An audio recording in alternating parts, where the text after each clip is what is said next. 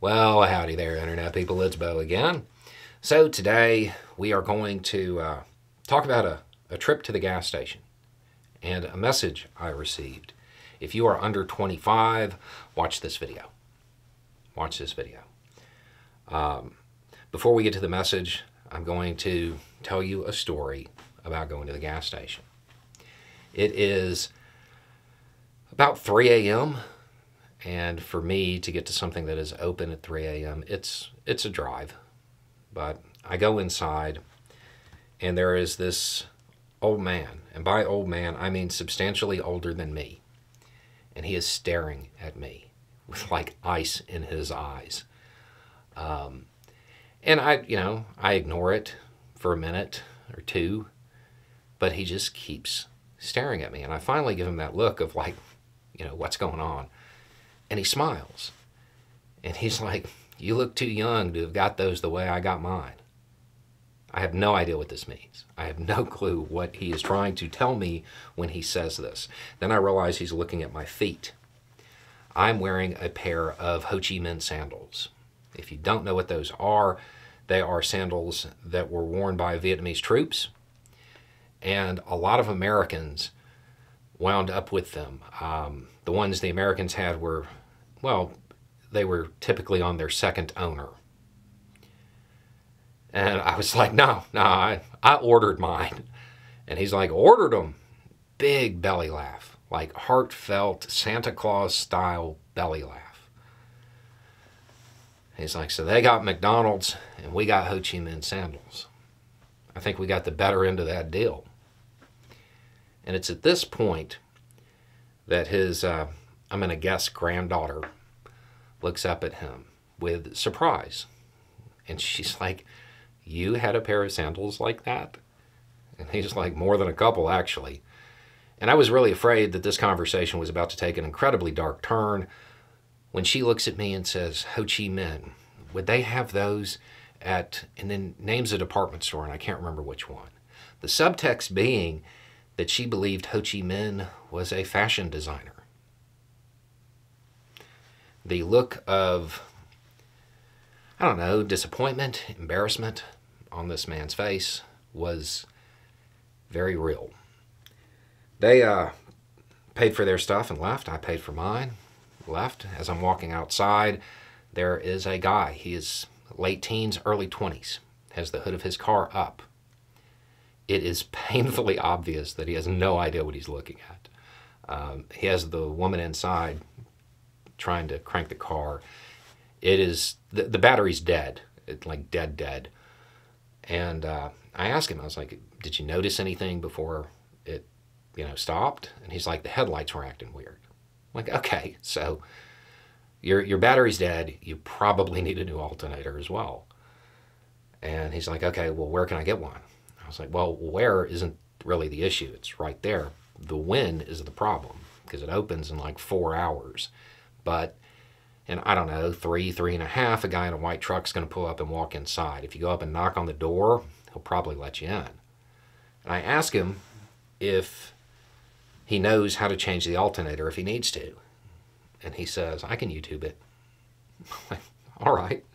So I go on about my day. Here's the message. Half your videos are about how the youth is going to save us and the country. And the other half are talking about how things really work and they go against what the youth is saying. How can you expect them to help when by your own videos they're getting it wrong? I mean, I disagree on the percentages. I think I have more content than that. But I get the point. That guy, that old man, when he got his sandals, he was probably a teenager.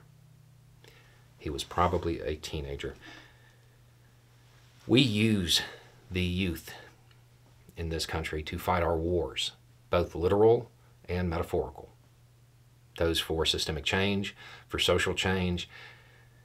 If not led by, the heavy lifting is often done by the youth. And it's always been that way since the very, very beginning. We have this image of the founding fathers. And they're viewed as all older because they have white hair. Those were wigs.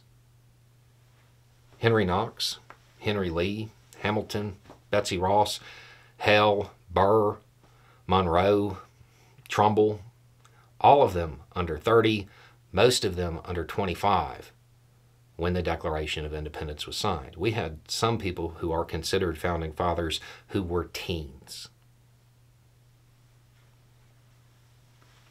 It's always been that way.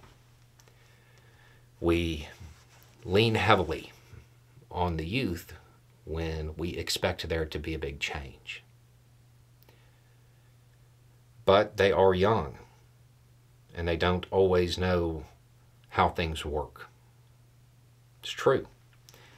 When I make those videos, particularly those about foreign policy, when I'm talking about how it works, I'm talking about how it is. And normally, I say this is how it is. Not how it has to be, not how it should be, but it's how it is.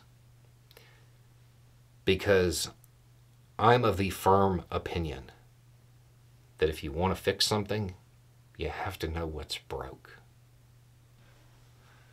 Just like that guy with his car. Once he knew what the problem was, I'll figure it out. That's most of them. They don't need leadership. They need, they might be able to use somebody to advise them on what's broke, what needs the most attention. They've got the rest. They always have. They'll figure it out. And I know somebody is going to say, well, it was different way back then. You know, those people you named, they had better educations or whatever. And that's debatable. But I think the most important part to remember about that is that that's not on the kids, that's on us. It was our job to make sure that they had the education to address the issues. It wasn't something that they just were supposed to pick up. But we don't fund education. We don't really value it the way we should. Yeah, there is a lot of idealism. There's a lot of stuff that could be considered them being naive. But they'll figure it out. They always have. Anyway, it's just a thought. Y'all have a good day.